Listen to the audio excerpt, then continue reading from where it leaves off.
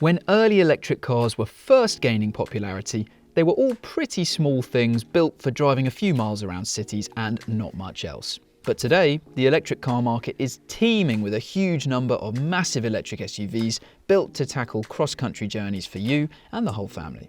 The very best have luxurious interiors, long ranges and competitive prices. But if you do want an electric SUV, which ones are the best? And which are best avoided? In this video, we're naming the top 10 on sale right now. But first, if you're looking for a new car and want a great deal, then click on the link at the top of the screen to go to whatcar.com. And to keep up with our fully independent and thorough reviews of every new electric car being released this year and beyond, subscribe to our channel.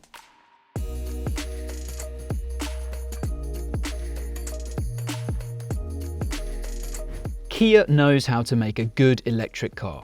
In 2018, it released the Kia e-Niro, which was the first electric car that was great and offered a long range for a reasonable price. And that was quickly followed up by the closely related Soul EV. It was very similar in many ways to the first e-Niro. And if you buy one today, you're getting a very impressive SUV with a decent range and lots of equipment.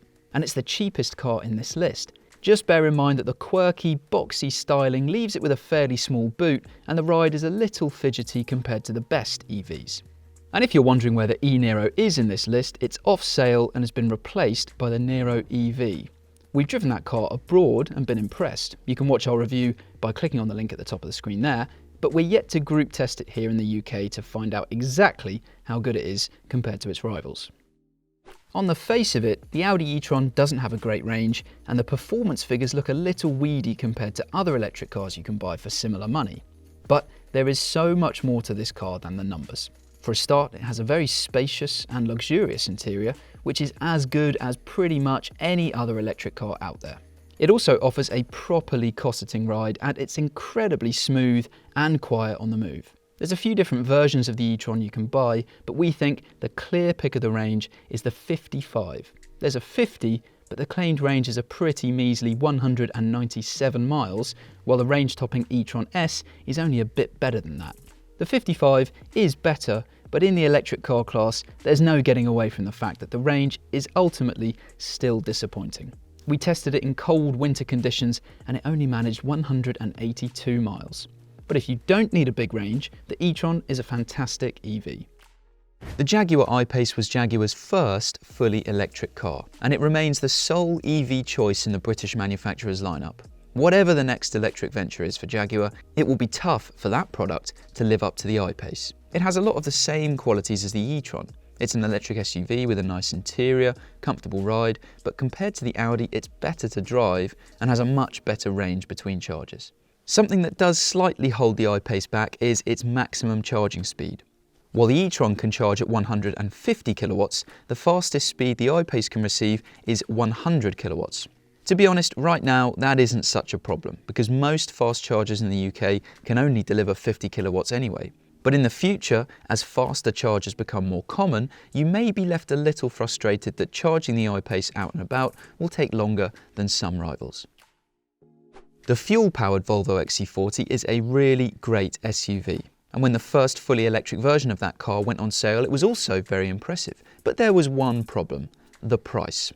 That first version of the electric XC40 had 2 electric motors, and it was ludicrously rapid for what is a fairly sensible family SUV. Costing almost £60,000, it was hard to justify over other impressive electric SUVs up at that price range. Now, finally, there is a single motor version of the XC40 which isn't as powerful but is much cheaper and indeed very competitive against other electric SUVs. The XC40 Recharge pure electric single motor is comfortable, nice inside and has a good range too. The styling of the BMW iX may not be to everyone's taste, but pick the right version of this car and you are getting an electric SUV with a huge array of talents. Any iX you go for is beautifully made inside, with plush materials, impeccable build quality and a first-rate infotainment system. But the entry-level xDrive 40 only has an official range of around 257 miles. So for the money, there are better electric SUVs. This changes when you look at the xDrive 50, which gets a bigger battery that offers a huge jump in range up to 380 miles. Not only that, this range-topping model also gets air suspension, which transforms the iX into one of the very best riding EVs around. In fact, this car is particularly good on long journeys because not only is it very comfortable, but it's also one of the quietest cars you can buy. Going for the xDrive 50 does also send the price soaring though. So it's very good, but it's also the most expensive option in this list by quite some way. The Toyota BZ4X is, believe it or not, Toyota's first modern fully electric car. While the Japanese manufacturer has been very much a pioneer of hybrid technology, and it even has a hydrogen car, it's only now that it's turned its hand to a full battery-powered electric vehicle. And the BZ4X shows it was worth the wait. It's a great all-rounder, proving good to drive, roomy in the back, and it's reasonably priced as well. Plus, you can get a 10-year warranty with the battery in the UK, as long as you take it to a Toyota dealer for an annual EV health check. Most other rivals cover their batteries for 8 years. The bad news is that Toyota has already had to issue a recall on some of its early models because of an issue that could result in a wheel falling off. This has caused a delay to the first UK orders arriving, but when they do get here, that problem will be fixed and owners will be able to enjoy what is a very good EV. While we wouldn't go so far as to call it cheap, for a premium badged electric SUV, the Audi Q4 e-tron is competitively priced. For your money, you don't just get a posh badge, but you also get a comfortable, practical car with a high quality interior that's difficult to beat in this price range. Like some of the other SUVs in this list, you should pick your version of the Q4 e-tron wisely. You might be drawn to the low price of the entry-level 35 model, but it's the 40 which is the pick of the lineup, offering the highest official range of any Q4 e-tron, but still being priced well compared to alternatives. Looking at the BMW iX3 next to the BMW iX, you may not immediately assume they were both designed by the same manufacturer. But while the iX goes big on brash, in-your-face styling, the iX3 takes a simpler and more understated approach all round, and it is, overall, all the better for it.